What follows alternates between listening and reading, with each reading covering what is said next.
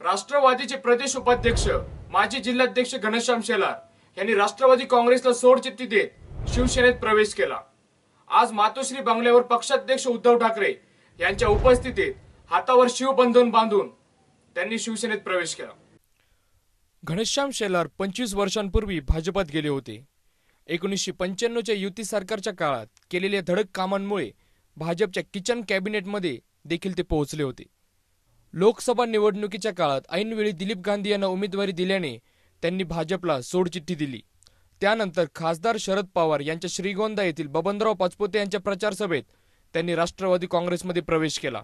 त्यानंतर 16 वर्ष घनश्याम शेलार हे राष्ट्रवादीमध्ये होते। एसटी महामंडळाच्या संचालकपदी देखील घनश्याम शेलार यांची नियुक्ती झाली होती, परंतु बबनराव पाचपुतेंसोबत त्यांचे काही पटले नाही आणि त्यानंतर बबनराव पाचपुतेंनी देखील राष्ट्रवादी सोडून भाजपमध्ये प्रवेश केला। त्यानंतर श्रीगोंद्याचे राहुल जगताप यांच्यासोबत देखील त्यांचे सूत जुळले नाही। पक्षश्रेष्ठींनी देखील शेलार यांची फारशी दखल न घेतल्याने शेलार 1.5 महिन्यांपासून पक्ष सोडण्याच्या इराद्यात होते। भाजपने देखील घनश्याम शेलार यांना निमंत्रण दिले होते, मात्र बबनराव पाचपुते हे आधीच भाजपमध्ये गेल्यामुळे त्यांनी शिवसेनेत जाण्याचा निर्णय घेतला। ब्युरो रिपोर्ट, G1 न्यूज, महानगराची लाईफलाईन, अहमदनगर।